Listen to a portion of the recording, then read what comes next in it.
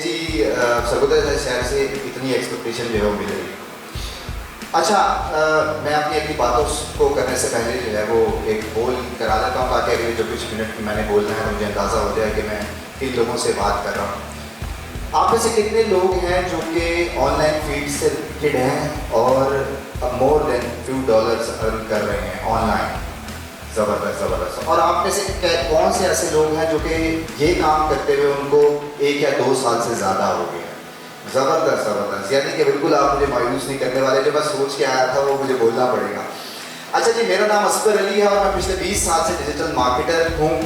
और पिछले कुछ साल पहले जो है वो मैं वीडियोस बनाना शुरू की। मेरे पास जितना नॉलेज था वो मैंने वीडियोस की शक्ल में अपलोड करना शुरू किया, जिसकी वजह से मुझे कुछ लोग जानते हैं। और जब वीडियोस बना रहा था, जितने मैं जो टेक्निकल चीज़ें एक्सप्लेन कर रहा था, उसके बाद जब मैं 500 वीडियोस बनाने के बाद भी जब मैं वीडियो अपलोड करता था तो उसके नीचे फिर कमेंट आ जाता था कि ये कैसे होता है, ये तो आपने बताया ही नहीं। उसके ऊपर ऑलरेडी वीडियो अपलोड हुई होती थी। कहीं ना कहीं मेरी या मेरे दोस्तों की जो ऑलरेडी जो है वो वीडियो कंटेंट जो है वो अपलोड कर रहे होते थे। तो मैंने कहा कि क्या वजह है जिसकी वजह से जो है ना ये इशू आ रहा है। तो मैंने देखा कि लोगों में सबसे ज़्यादा मसला जो है वो अपने आप पे सेल्फ कॉन्फिडेंस का है, कि सेल्फ कॉन्फिडेंस की कहीं ना कहीं कमी रह जाती है, जिसकी वजह से वो कहते हैं कि जी शायद मैं नहीं कर पाऊँगा, शायद मेरे से नहीं हो पाएगा। तो उसके बाद मैंने कुछ सक्सेस स्टोरीज रिकॉर्ड करना शुरू की लोगों की।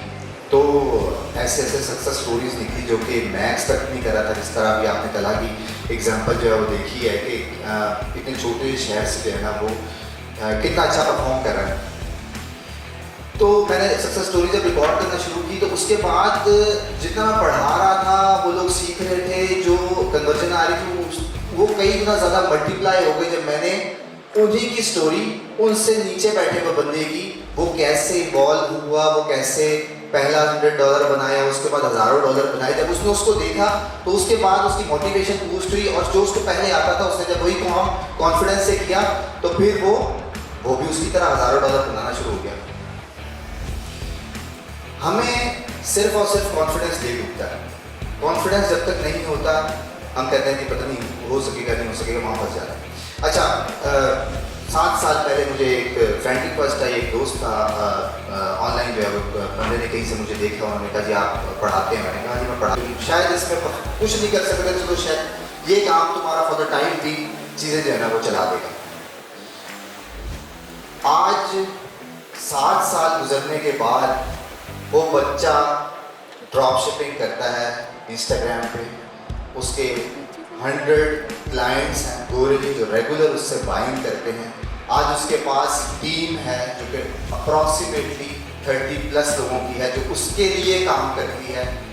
ये सारा कुछ पॉसिबल तब हुआ जब मुख्तलिफ चीज़ें एक्सप्लोर करता रहा और सिर्फ एक चीज़ क्लिक की, उसके अंदर से सिर्फ पहला डॉलर बनने की देख थी और फिर वो उस चीज़ को स्टक कर गया और फिर उसके अंदर से जो है वो आउटपुट निकालनी शुरू कर दी।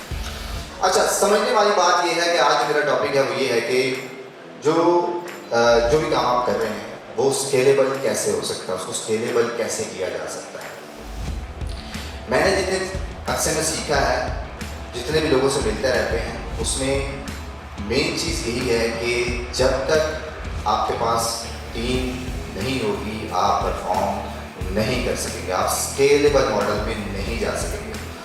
अब यहाँ पर वो लोग जो कि ये सोच रहे होते हैं ना कि यार मेरे महीने का खर्चा 1 लाख 2 लाख 2.25 लाख बस ये हो जाए तो फिर काम बन जाएगा, ज़िंदगी गुजर जाएगी। वो जैसे ही वहाँ उस स्टेज पे पहुँचते हैं तो वो क्या होता है, पेस तो हो जाती है, सारी एक्सपेंसिव भी कंफर्टेबल जोन में चल जाते हैं।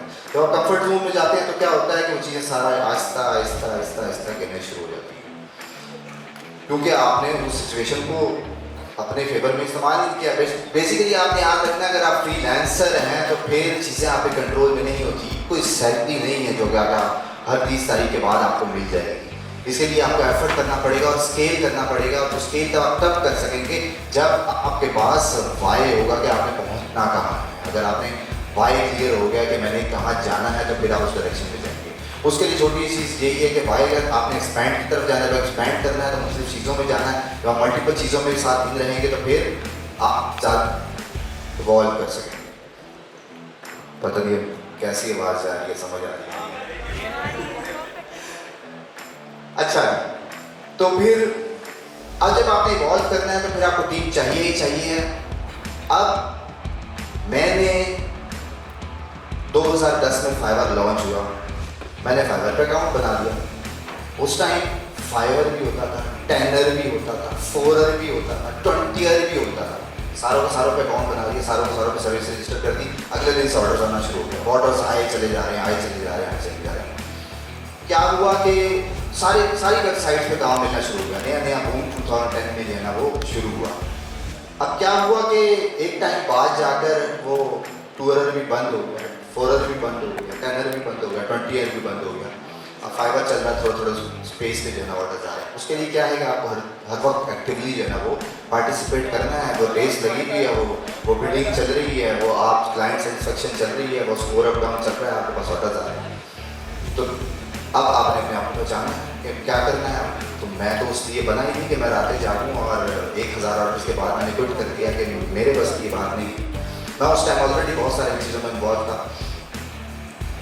तो जब आपने किसी भी चीज़ को स्टार्ट करना है, जब आपको एक सर्विस समझ आ गई, एक चीज़ समझ आ गई, आप किसी भी नीश पे काम कर रहे हैं और अगर आपका प्रोसेस वो है जो कि रेपिटेटिवली हो रहा है, या उसमें कुछ प्रोसेस है 60% या 70% है जो रेपिटेटिवली हो रहा है, तो आप फ़ौरन एक बंदा अरेंज करें और उसको असाइन करें। तरी बात है, थोड़ा बहुत कमाई हो रही होगी, उसको डिस्ट्रीब्यूट करें। तो आप किसी नई डायरेक्शन पे या सेम डायरेक्शन पर उसको और एक्सेल करें। आप क्या करेंगे, उसकी कॉपीज बनाना शुरू कर दें। आपको वर्कलोड डिवाइड करना शुरू कर दें। छोटा काम जो रेपिटेटिवली होता है उसको एक बंदा असाइन किया, उसको रख लिया, उसके बाद दूसरा बंदा रखा, उसको आपने दूसरा काम असाइन किया, तीसरा बंदा रखा, उसको आपने तीसरा काम असाइन कर दिया। और आप फ्री हैं। अब आप ये डिसाइड करेंगे कि और काम आना है तो किसको डिस्ट्रीब्यूट करना है। इसका फ़ायदा सबसे बड़ा क्या होता है? सबसे बड़ा फ़ायदा ये है, खुदा ना खास्ता आपको कुछ होता है तो फिर आपकी दुकान तो बंद होगी ना। अगर आप इंडिविजुअली काम कर रहे हैं, मुझे बताएं आपने डिलीवरी करनी है, 2 दिन में करनी, 4 दिन में करनी है, किसी का भी आप काम कर रहे हैं, तो आप कैसे डिलीवर करेंगे अगर आप नहीं कर सकते? तो जब आपके टीम होती है तो आप असाइन कर सकते हैं, वहाँ पर चीज़ें अलाइन कर सकते हैं, तो आपका वर्कलोड कम होगा। वहाँ बहुत सारी उसके बाद बहुत सारी रीज़न, सबसे बड़ा रीज़न ये है कि आप फ्री हो जाते हैं। मैं अगर आपके सामने खड़ा हुआ हूँ, मैंने शायद लैपटॉप को हाथ लगाया तो मुझे 25 डेज़ हो गए होंगे। वो इसलिए हो गए कि चीज़ें ऑटोमेट हुई भी हैं, तभी यहाँ खड़े होने का मौका मिल रहा है। अब ऑटोमेट कैसे होना है, अभी इरफान मलिक साहब आए तो आपको बताएंगे ऑटोमेशन की क्या पावर है। और हर बंदा अपने एंड पे जो है वो चीज़ें एक्सप्लोर कर रहा होता है। अब जब टीम बनानी है, टीम बनाने के अपने एक मसले हैं, कौन बंदा है, कौन बंदा नहीं है, कौन जा रहा है, कौन आ रहा है, वो एक अलग पॉलिटिक्स है। उसके लिए फिर वो एक अलग से सेशन है। पर इन शॉर्ट ये है कि आपने बंदा पहचानना है। बहुत सारे केसेस में आपने ये देखा होगा या सुना होगा, क्योंकि आप शायद कोई छोटे लग रहे हैं, कि एक बंदा किसी के पास काम करता था तो आज वो इंडिपेंडेंटली अपनी टीम मैनेज कर रहा है। वो क्यों हुआ ऐसा? क्यों? इसलिए हुआ कि जिसके पास वो था उसने उसे पहचाना नहीं और वो बाहर गया और बाहर जाके वो अपनी उससे बड़ी चीज़ बना के बैठ गया, क्योंकि उसमें कैपेबिलिटी थी। आपने अपनी कैपेबिलिटी पहचाननी है तो उसका सिंपल सा फार्मूला वर्ल्ड वाइड यही बना हुआ है कि जैसे ही आप जो है ना वो एक बंदे को देखेंगे उसमें एक्स्ट्राऑर्डिनरी वो काम कर रहा है और वो जा रहा है, तो अपनी ईगो को वापस नीचे ले आए। तो हमारी ईगो आ जाती है ना कि नहीं, काम नहीं करना है, इसने तब ये कहा था, इसका मतलब ये है तो इसलिए काम नहीं करना। उसको ख़त्म करते तो आप उसको साथ बिठाते, वो सैलरी पे था, आप उसको पार्टनरशिप पे बिठाते तो आपकी चीज़ें जो है ना वो और स्केलेबल होती। वो आपका वर्कलोड डिवाइड कर रहा था, आपने उल्टा जो है ना वो अपनी ईगो को ला के जो है वो चीज़ें एक्सप्रेस कर रही। अच्छा,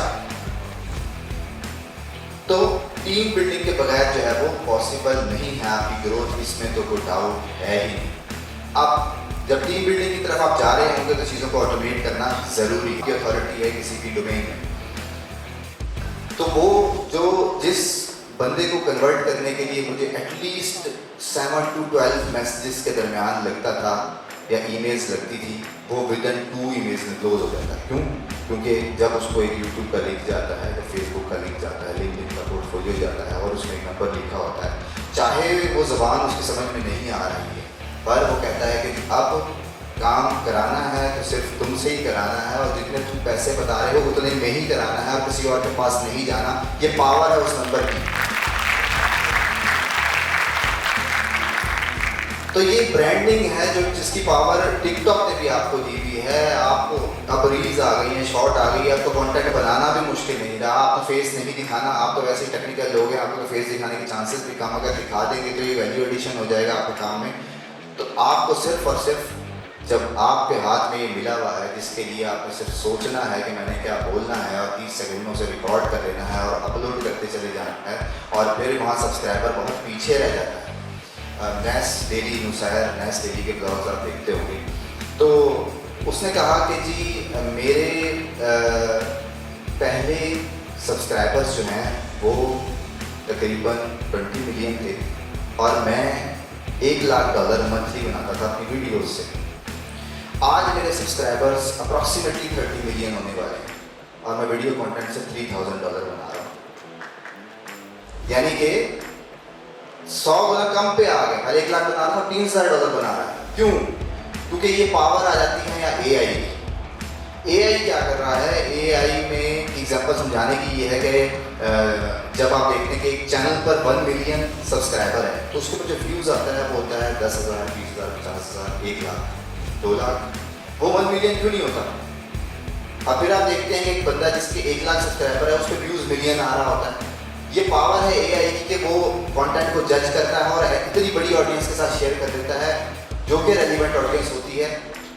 तो ये पावर हर आम बंदे के पास है। जो हम देखते हैं ओवरनाइट लोग वायरल हो रहे होते हैं, ये पावर ऑफ एआई है जो कि आपके पास भी है। आप कोशिश नहीं कर रहे हैं, आपके सामने लोग आपको नजर आ रहे हैं जो कि ओवरनाइट चीज़ें एक्सप्लोर कर रहे हैं, पर हम उनको देखना तो समझते हैं, पर अपने काम में जब आप यूटिलाइज करेंगे तो फिर उसकी कोई लिमिट नहीं होगी। इसी एग्जाम्पल सिर्फ और सिर्फ मैं जाते हुए एक देता चलता हूँ कि एक मोटरसाइकिल वाले जो है ना वर्कशॉप थी मेरे पास था, तो मुलाकात होती रहती थी। मैंने कहा वीडियो कॉन्टेंट क्यों नहीं बनाते? तो देखा मैं वीडियोस बनाऊँ तो मेरे पास जो आर्ट है वो तो लीक हो जाएगा, दुनिया को पता लग जाएगा मोटरसाइकिल ऐसे ठीक होती है या उसमें ये मसला आ जाए तो मैं ऐसे ठीक कर सकता हूँ। तो मैंने बताया कि आप पूरे पाकिस्तान की मोटरसाइकिल ठीक कर सकते हैं? उसने कहा नहीं। तो मैंने कहा फिर यहाँ क्यों नहीं अपलोड कर रही? फिर मैंने समझाया कि जब तुम अपलोड करोगे जो ज़्यादा व्यूज़ मिलेंगे तो वो जो पैसा आएगा तुम्हारे पास तुम ठीक नहीं कर सकते। यूट्यूब में बगैर ठीक किए वो पैसे देगा। अच्छा, यहाँ तक बात ठीक थी। अब उसका बेनिफिट क्या? कुछ देर से बाद मुलाकात हुई, व्यूज़ आना शुरू हो गए, वो बताने लग गया कि जी मोटरसाइकिल में ये मसला होता है। वो नॉर्मल मैकेनिक है। अब वो कहता है कि मुझे इतना ज़्यादा बेनिफिट हो गया कि मुझे संभालना मुश्किल हो गया कि काम मैं कैसे मैनेज करूँ। मैंने कहा अभी तो तुम कह रहे थे कि मैं लीक नहीं करूँगा और वो मैनेज कर लूँगा सारा कुछ। तो उसने कहा कि लोग अब दूर दूर से मेरे पास आते हैं कि भाई मैंने वो 50 किलोमीटर दूर से कि इसी मैकेनिक को इस पास जाकर मैंने मोटरसाइकिल ठीक करानी और कहीं नहीं ठीक करानी। तो ये पावर है कि आपको कंटेंट जो है वो कैसे बेनिफिट दे सकता है। इसकी एग्जांपल वो शाहिद जोइया साहब है, उनके ब्लॉग देखते हैं। वो कहते हैं कि जी पॉडकास्ट में उन्होंने सवाल किया, मैंने कहा जी आप यूट्यूब कितना पैसा बनाता हो? उन्होंने कहा 1 लाख बनाता हुआ, 1.5 लाख, 2 लाख, 3 लाख। तो पर मुझे पता भी नहीं है यूट्यूब कितना पैसा बनाता है, पर यूट्यूब की वजह से मैंने 12 फैक्ट्रीज बना दी हैं और उसको के सालाना 5 लाख मशीनियाँ मैं लोगों को बना के देता हूँ सिर्फ और सिर्फ यूट्यूब की वजह से। ये कंटेंट की पावर है। तो जिस दिन आप